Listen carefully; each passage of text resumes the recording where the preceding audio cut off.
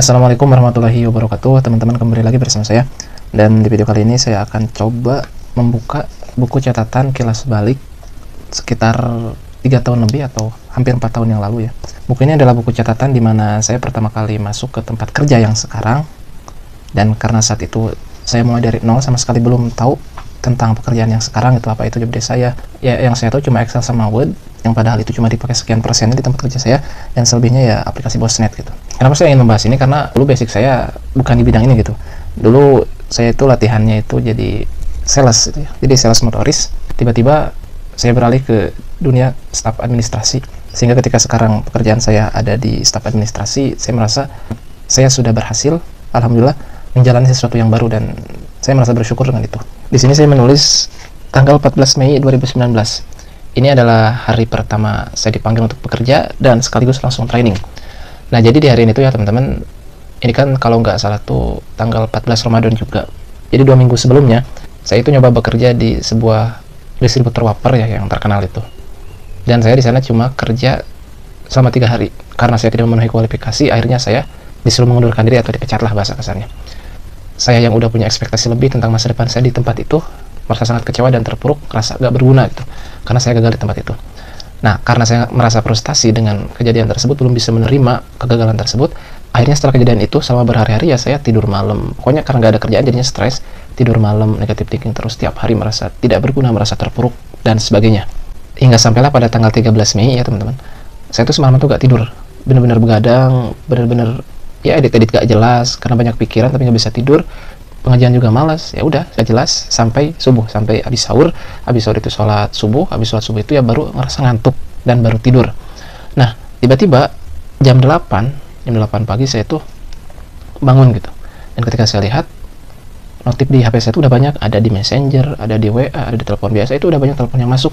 Ternyata ketika saya buka chatan di Messenger sama chatan di WA, oh ternyata ada teman satu pondok saya yang ngasih tahu bahwa saya hari itu harus menghadiri panggilan dari tempat kerja yang sekarang ini untuk interview. Awalnya saya nggak mau, pertama saya saat itu lagi ngantuk, kedua udah pesimis, wah saya pasti gagal lagi nih. Cuma karena saat itu koordinator outsearching di pondok saya langsung datang ke tempat saya gitu ya, ke kamar saya, memberikan pengertian bahwasanya saya harus memenuhi panggilan itu untuk menjaga nama baik atau untuk menjaga kepercayaan perusahaan terhadap pondok saya, supaya nantinya perusahaan lebih banyak lagi merekrut tenaga kerja dari tempat saya mondok. Maka ya akhirnya saya pun mau, dengan alasan ya saya punya tanggung jawab besar untuk memberikan perusahaan itu rasa percaya agar nantinya rekan-rekan kerja saya yang ada di pondok pun banyak lagi yang direkrut, sehingga itu menambah pemasukan untuk pondok. Akhirnya saat itu saya agak mandi, saya cuma cuci muka, sikat gigi, habis itu saya berangkat dengan koordinator outsourcing saya dan langsung ke tempat kerja. Dan setelah itu saya masih ingat, saya datang, masuk, salaman sama atasan-atasan yang ada di sana. Setelah itu saya disuruh masuk ke ruang HRD gitu ya untuk di interview. Kebetulan yang interview itu bukan HRD tapi atasan saya langsung. Dan di sana saya ditanya pengalaman kerjanya di mana, domisili di mana, terus pernah kerja apa aja, dan satu lagi ya saya rasa itu cuma basa-basi ya pertanyaan. Karena poin penekanan yang atasan saya berikan kepada saya adalah udah siap kerja di sini, harus kuat ya, harus tahan banting, pokoknya jangan bermental lemah gitu. Itu yang dia tekankan. Ya kemudian saya jawab kepada atasan saya, ya kalau saya sifat tipe orangnya bukan tipe orang yang mudah menyerah, cuma kekurangan saya itu saya kalau belajar lemot, asalkan bapak ngasih waktu kepada saya pasti bisa. Dan saya bukan tipe orang yang kalau dikasih kesulitan itu nyerah, justru mungkin nanti perusahaan lah yang akan kewalahan bagaimana membuat saya lelah. Itu yang saya katakan kepada atasan saya. Dan setelah itu pun saya langsung disuruh duduk di depan komputer tanpa ditanya keahliannya apa, langsung duduk di depan komputer disuruh ngerjain. Ini kerjain ini ya. Makanya di sini saya tulis 14 Mei 2019, bangun tidur langsung training sampai malam. Jadi saat itu saya mungkin sampai ke kantor itu sekitaran jam 9 pagi. Habis di interview disuruh duduk di depan komputer, disuruh ngerjain yang saya nggak tahu itu harus ngerjain apa, sama sekali blank sama sekali. Dan tanpa terasa tiba-tiba sampai jam 8 malam. Secara beban kerja saya udah siap, cuma yang bikin saya merasa berat di situ adalah ya saya belum bisa apa-apa gitu, belum bisa menguasai pekerjaan sama sekali karena belum pernah ada gambaran sebelumnya. Hingga hari kedua, ketiga, dan kalau nggak salah di hari keempat tuh saya bangunnya tuh jam setengah 9 gitu, kesiangan. Orang-orang mengira bahwa saya saat itu nggak kuat lagi. Nasib saya seperti 2 orang sebelumnya yang dimana mereka hari kedua, ketiga tuh nggak masuk lagi. Orang-orang udah berpikir seperti itu. Tapi saya berangkat saat itu sampai jam 9. Akhirnya di kantor saya tuh rekan-rekan kerja saya yang ada di sana tuh heboh. Wah, akhirnya datang juga, dikirain mau kabur gak kuat gitu. Saya bilang enggak, saya cuma kesiangan aja bangunnya gitu. Dan lanjut lagi kerja. Atasan saya minta gitu, kata atasan saya, silahkan tulis di buku ini kendala apa saja sih yang saya hadapi gitu ya selama ini. terkait pekerjaan. Dan saya tulis di sini, yang pertama, belum begitu mengerti alur harian. Ya jujur ya teman-teman, mungkin saat itu saya udah mulai belajar, walaupun masih lupa-lupa dan masih blank banyak ya, terkait job desk saya. Ngerjain ini bisa, oh iya ngerti, tapi nanti lupa lagi, gitu aja tiap hari. Untuk 2 minggu pertama kurang lebih kayak gitulah. Tapi yang bikin saya jenuh tuh ya, saat itu adalah tentang alurnya ya teman-teman. Jadi karena saya udah ngerti alur, akhirnya kerjaan saya tuh nggak jelas gitu. Ngerjain ini karena nggak bisa dikerjain atasan saya dulu. Habis itu saya diam lagi, itu yang bikin saya jenuh ya teman-teman. Makanya di sini saya tulis belum gitu mengerti alur harian. Ya karena nggak ngerti gitu kapan harus input ini, kapan harus input ini, kapan harus opname, kapan harus BKB, kapan harus naikin modis.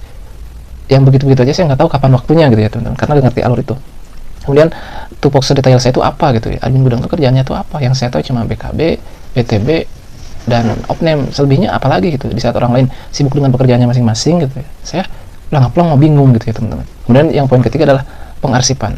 Nah untuk pengarsipan ini saya sedikit mengerti, cuma yang saya nggak tahu tuh arsip itu nantinya kemana, terus cara nyortir arsipnya itu gimana, penyimpanannya gimana, terus sebelum diarsip itu si arsipnya tuh dikemanain dulu dokumen-dokumennya gitu. Saya masih bingung saat itu, artinya ya blank semua gitu ya.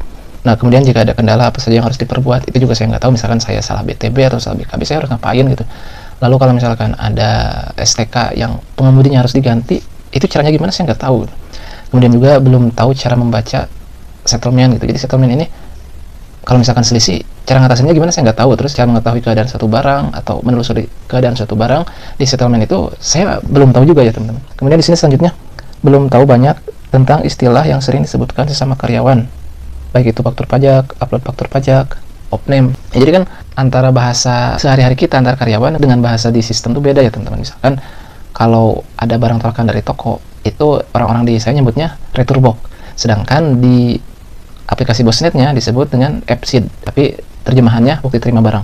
Ya saya bingung dong ya teman-teman. Atau BKB, bukti keluar barang, di sistemnya disebutnya EPSOD. Jadi bahasa-bahasa sistem, bahasa terjemahan, dan bahasa sehari-hari antar karyawan itu saya belum paham gitu. Apa yang dimaksud dengan faktur pajak, upload faktur pajak, opname system, opname manual, saya blank banget, gak tahu apa-apa ya teman-teman. Sehingga saat itu kurang lebih mungkin adalah sekitaran 1 bulan saya gak pernah melakukan opname system. Jadi yang saya lakukan tiap hari itu cuma opname manual yang di Excel itu.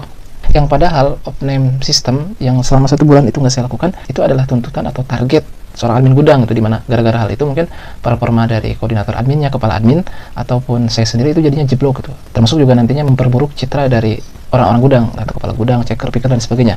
Tapi saya saat itu karena nggak ngerti apa-apa, ya selama 1 bulan nggak ada opname system sama sekali gitu ya. Dan itu pun ketahuannya gara-gara atasan saya tuh ada laporan opname tiap deponya. Ketika dibuka, wah ini kenapa Sukabumi selama 1 bulan nggak ada opname system gitu ya. Nah dari situlah atasan saya baru ngeh bahwasanya ya emang terlewat saat itu. Akhirnya saya diajarkan dan ya meskipun lama bisanya, tapi alhamdulillah bisa gitu. Di sini misalkan nih EPSID ini kan kalau diterjemahkan bukti terima barang, kalau bahasa kitanya bisa retur box atau BTB retur. Nah ini nomor serinya 51097. Jadi kan dulu itu ya, karena printernya itu dipakai bertiga, dipakai fakturis, dipakai kasir, dan dipakai admin gudang saya. Jadi ketika ngeprint satu dokumen itu nggak bisa langsung ngeprint, karena apa? Karena kertasnya ya teman-teman. Jadi kertas yang saya butuhkan itu 2 play kecil sama 1 play kecil PRS. Terkadang si printernya itu karena dipakai kasir sama fakturis, kadang 3 play kecil PRS, kadang 2 play besar untuk TBR gitu. Nah kalau misalkan saya langsung print, ya bisa jadi kertasnya bukan kertas yang seharusnya saya gunakan, sehingga itu nantinya ya termasuk kesalahan saya lah. Sehingga kalau misalkan saya habis BTB atau input apapun, itu nggak bisa langsung di print, sehingga harus dicatat kayak gini.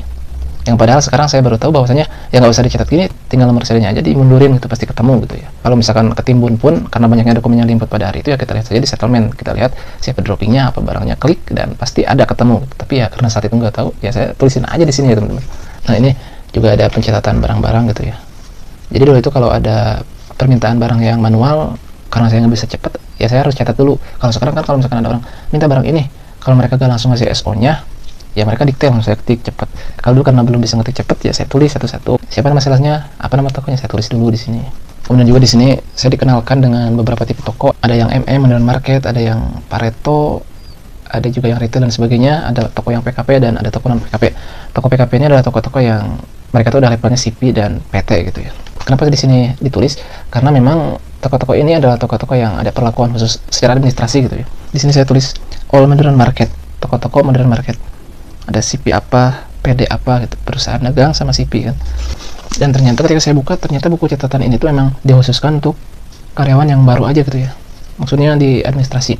Soalnya ketika saya buka di halaman yang lain ternyata ada juga catatan dari mantan-mantan orang yang baru kerja di sana tapi nggak kuat gitu.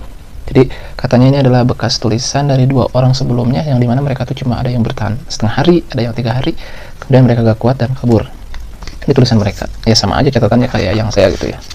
Nah jadi setelah saya bingung dengan alur kerja saya, akhirnya setelah 2 minggu itu saya menemukan bahwasanya alur kerja yang harus saya lakukan itu misalkan dari pagi sampai duhur nih.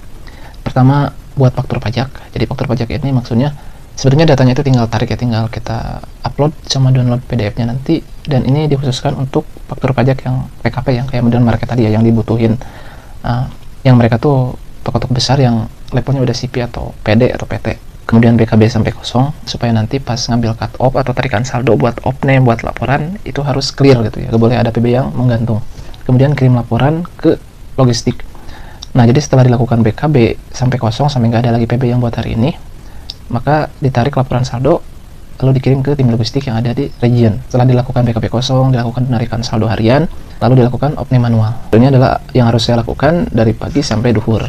Pas hari kedua saya kerja itu sebetulnya untuk opname system itu udah diajarin gitu, cuma saya blank aja, nggak tahu apa-apa.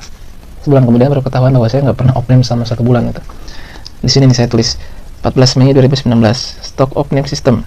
Caranya adalah input data, kemudian klik kolom proses, kemudian lihat apakah ada selisih, kemudian kunci, konfirmasi 2 kali. Kemudian di sini juga saya menuliskan errornya ya. Jika ada tulisan request not found artinya harus dilakukan exit atau log off. Kemudian juga saya tulis ya nama-nama mobil buat ekspedisi yang biasanya ngirim dari pabrik ke distributor. Jadi ada mobil-mobilnya dan juga ada nomor serinya.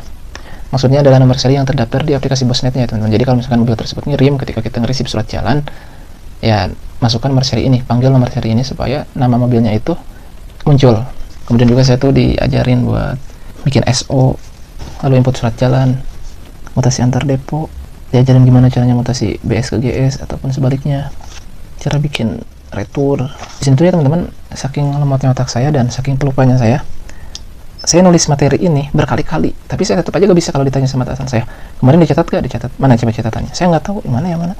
Tapi ketika saya disuruh ngerjain, udah nyatatnya berkali-kali, terus lupa di mana nyatatnya. Yang padahal di buku ini juga, ketika ditanya disuruh ngerjain ini, saya tetap blank, gak bisa gitu. Tetap aja harus dikasih tahu gitu. Saking panik dan lemotnya otak saya ya teman-teman. Kemudian juga di sini saya disuruh nyatat nama-nama dropping sama helpernya gitu ya. Tujuannya nanti ketika ada retur box atau DTB tolokan dari toko, itu biasanya di form retur box-nya itu nggak ditulis nama supirnya, tapi yang ditulis itu nama helpernya atau connect-nya. Nah, itulah sebabnya saya harus hafal nama connect sama supirnya. Karena kalau kita cuma hafal nama supirnya, ketika ditulis di form retur box itu nama connect-nya, saya nanti bisa saja salah input nama dropping-nya.